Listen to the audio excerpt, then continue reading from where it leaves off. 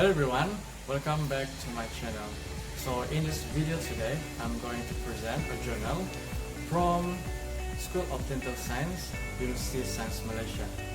And the title of the journal is An Audit of Infection Control Practices Amongst Dental Students in University of Malaysia. And this journal is prepared by Prema Sukmaran, Shawepin Oizinhong, and Abdullah Mariam. Continuous dental education programs on infection control are designed to prevent disease transmission and to promote a safe working environment amongst healthcare workers. The last 3 decades have seen improving standard in the practice of clinical dentistry globally. Shortly after start of the HIV and AIDS epidemic in the early 1980s. It is widely known that some of the other blood-borne viruses to which an oral healthcare worker is susceptible to hepatitis B, C, and D. The use of personal protective equipment such as gloves, masks, and eyes protection became almost an overnight changing trend in the clinical practice for all oral healthcare workers. At the Faculty of Dentistry, University of Malaysia, infection control practices were introduced to students when they embarked into clinical practice of year 3. Students were given didactic teaching, clinical demonstration, and hands-on training on proper infection control practices. Each student also provided infection control guidelines. The purpose of this study was to evaluate by means of observation the compliance of the dental student towards infection control practices through a clinical audit. Clinical audit checklist was compiled using the infection control guidelines. The checklist comprised of 4 sections of infection control practice. First, before the student enter clinic. Second, preparation before treatment. Third, during treatment. And fourth, after treatment. The author has listed 2 examples of criteria which were assessed for each of the 4 sections, and the checklist is shown in this table. So about 60 dental undergraduate students consisting of apparatus and assistant were randomly selected from clinical years 3, 4, and 5 respectively. Once selected, the information such as apparatus and assistant name, gender, type of clinic, and workstation identification number were recorded. The data collected were analyzed using SPSS and Raj model.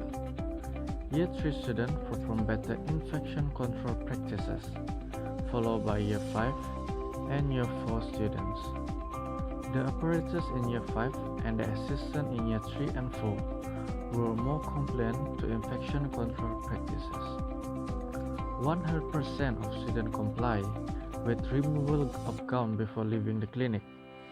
However, only 1.7% of dental students wore protective goggles or face shield during treatment and disinfected prosthesis before and after inserting into patient mouth. From that study, they conclude that introduction and reinforcement of infection control practices should be incorporated at the beginning of each academic year for all students to allow them for better practice and delivery of treatment to patient. In this journal, it talks about nosocomial infection. And the title of the journal is Hepatitis C, Infection and Detection of Antibodies, RNA and Genotype among Female Healthcare Workers in Baghdad, Iraq. This journal is written by Wakar, Nick Shamsida, Noor Aini, and Mustafa. Hepatitis C virus continues to be a major public health concern worldwide. It is estimated that 130 million to 200 million people are infected worldwide, according to World Health Organization 2014, leading to 500,000 deaths annually. Healthcare workers have played an important role in the transmission of hepatitis C virus infection, either as victim or as source of infection.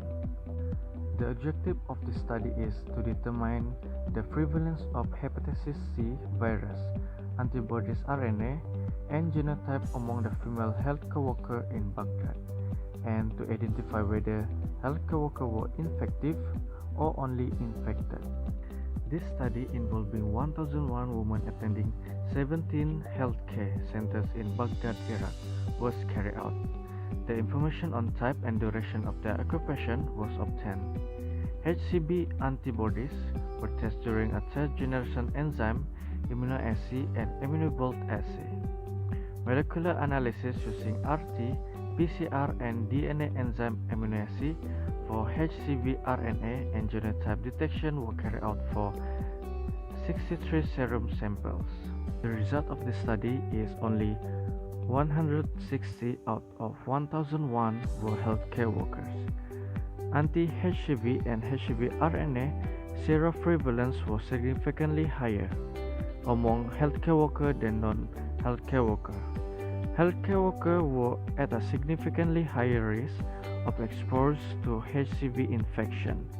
There was no significant association between HCV genotype and the healthcare worker. HCV4 show higher expression among healthcare workers. So in this study, they conclude that female healthcare workers were infective or infected with hepatitis C virus. Thus, there is a need for medical equipment to be sterilized and cleaned thoroughly.